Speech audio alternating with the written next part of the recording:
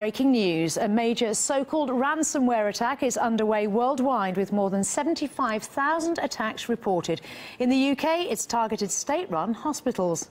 Well, this map shows where the attacks are occurring, with 99 countries now reportedly affected by the virus. The malware displays a screen demanding $300 in the cyber currency Bitcoin from the owners of the affected computers. Well, so how does ransomware work? Well, it locks the device, a computer, smartphone or tablet, and then demands money to unlock it. It encrypts the hard drive so you can't retrieve any data stored there. And even if you pay the ransom, that doesn't guarantee you'll get all your data back. Well, companies from the USA, Spain and Portugal were also hacked during this attack.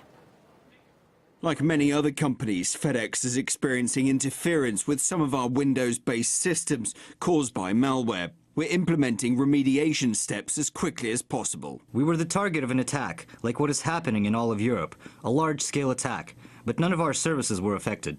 Telefonica detected a cybersecurity incident affecting the PCs of some employees within the company's internal corporate network. Telefonica immediately activated the security protocols for this type of incident in order to resolve the problem as soon as possible. This is absolutely unprecedented, and it does seem to have a lot of people spooked. The National Security Services, I mean, they sent a very technical report advising people the usual precautions, but also not to give in or pay any of the ransoms. There have been tweets by the thousands all day from people saying that they were employees in these particular companies, all major companies including banks, who've later categorically denied it, but the employees sent out a lot of unconfirmed reports saying that the attack was actually quite massive. Well, our correspondent Daniel Hawkins brings us more from London.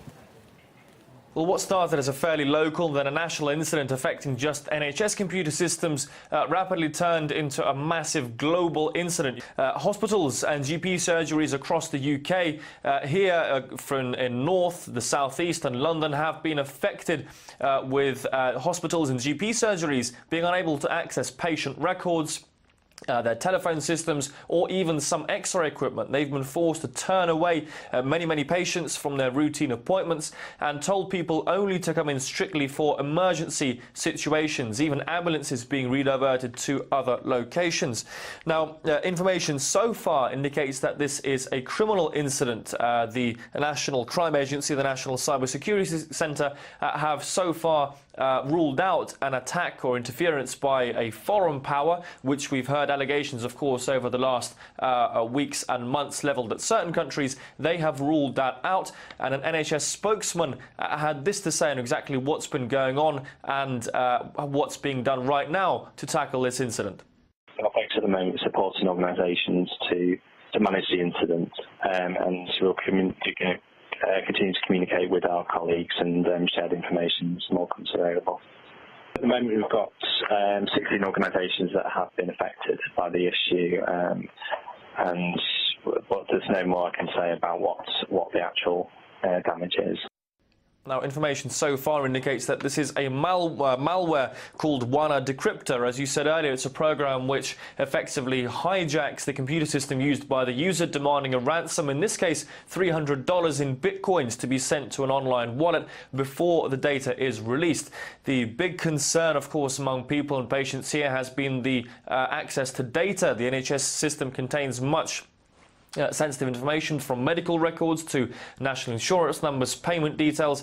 There was a lot of concern about if that had been exposed. So far, NHS sources say there's no evidence to suggest that that has happened. Nevertheless, though, a very concerning incident both here in the UK and across the wider world. As the Prime Minister Theresa May said, this was not an attack specifically targeting the NHS, but it's part of a much wider, major global incident, something unprecedented really in the last few months and years of cyber attacks. And our Washington correspondent Caleb Morpin has more on who could be responsible for the tools used in this wave of cyber attacks. In response to the hacking attack, we have world-famous whistleblower Edward Snowden speaking up on Twitter.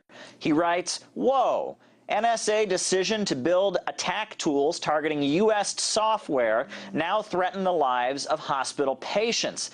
It seems he's referring to the fact that this this technology that's being used, this malware software known as ransomware that encrypts data and then demands ransom in order to give the data back to the institution or individual being hacked. It's known as ransomware, and it was developed by the U.S. government. The NSA, the National Security Agency, apparently developed this software with their own research and with their own investigations and financed projects, and it was then leaked onto the internet by shadow brokers, which is a shady group that has been leaking NSA hacking tools onto the internet. So it seems this is also not the first time that ransomware has been used. Apparently, ransomware has affected, it's been used against hospitals and telecommunications companies in Europe, in Russia, in various parts of Asia, and even in Los Angeles. Just over a year ago, a hospital in Los Angeles was targeted with a ransomware attack and paid over $17,000 in ransom to get its encrypted information back. So apparently this is happening all over the world, and this is technology that was developed by the National Security Agency, by the U.S. government agency said to protect the security of Americans. The National Security Agency developed this software, and it's now being used by criminals around the world to demand ransom. Very, very interesting discovery and development. And RT correspondent Miguel Francis Santiago spoke to me earlier about how the media's obsession with Russia may have distracted attention from real threats. Really surprising for many people in this particular story is that for quite a long time we've heard Russian hackers, Russian hackers, Russian hackers. No details, just that they're hackers and they're Russian and they influence elections and whatnot. But today, 74 nations, 45,000 attacks and counting, fell victim to an unprecedented attack. I mean, we've never seen anything of this magnitude. Now, have we? Who's behind these attacks? We don't know. But see, this sort of attack shows that sometimes it's not good to run after this sort of Russian hacking boogeyman, preparing for the supposed Russian hacking threat. And what happens in the end? Well, countries tend to overlook other threats because their attention is shifted to something else. And what's truly ironic in particular about this whole situation is that out of the 74 countries, Russian Federation has been the most attacked nation, according to the Kaspersky Lab report that we've seen. Russia's Ministry of Internal Affairs came under attack. Windows-operated computers of the ministry, almost 1,000 of them have been affected and blocked immediately. And the virus is localized as of now, and work is being done to remove it. Also, a Russian major telecom provider, Megaphone, has been attacked as well, with their PR director, Mr. Lidov, telling us the attack as it happened when their call centers experienced a shutdown because all the computers were all of a sudden hit with a screen asking for $300 in ransom, or all the information would be deleted. Now, as far as right now, the situation in Megaphone is stable. They're back online and fully operational with no financial losses as of yet, just the call center temporary shutdown for the customers calling in. Also, Wimpelcom, another major telecom company in Russia, also has been hit, but successfully defended itself against the attacks, as we know so far. Now, according to the Kaspersky Lab report, a lot more companies have succumbed to this attack, and perhaps not all are going public yet, but we will keep you updated as we know more. Well, for more now on the cyber attacks, we can speak live with Ian Camphouse, Lead Information Security Advisor with Brunel. Thank you very much indeed for joining us then, Ian. So how big of an attack are we talking about here? I mean, is this something really extraordinary or just the work of an anonymous hacking group looking for some ways to make some money?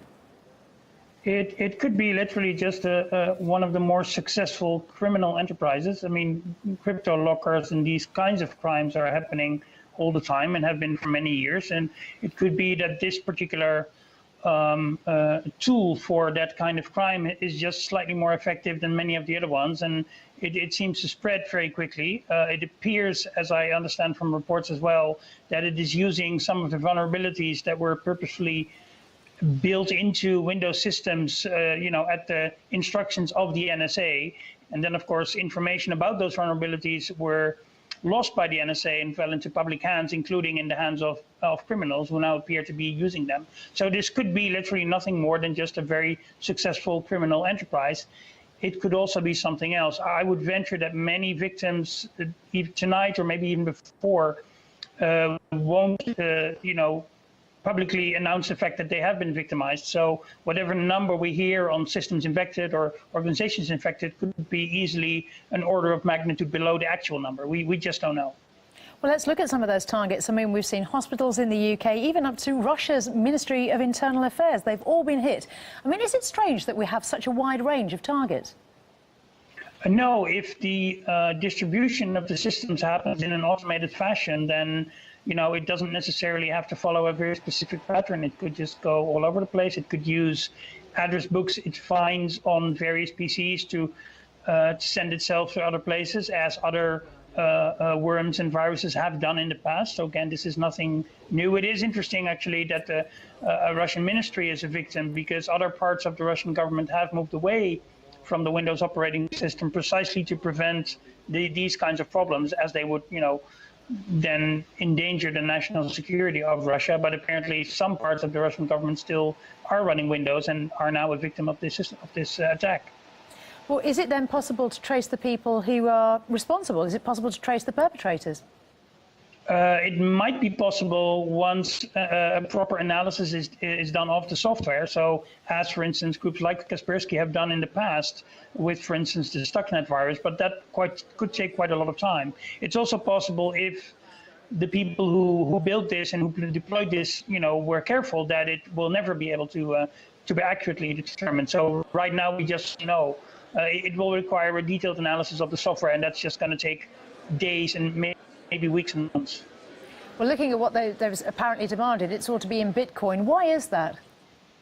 Well, the idea being that a Bitcoin transaction is easier to sort of make anonymous than, say, a normal credit card transaction or something like that. So it is an attempt to hide some of the sort of financial paper trail that always results out of any financial transaction in sort of more classical currencies. Although Bitcoin itself, of course, is not entirely anonymous. So again, maybe if the criminals who are doing this are not careful enough in extracting the money at some point, they will be found that way. Because often, if criminals in the digital space get caught, it's not because of some crypto magic, but it's because they slipped up in a much more sort of mundane side of the criminal work, such as extracting the money at the end of a thing like this.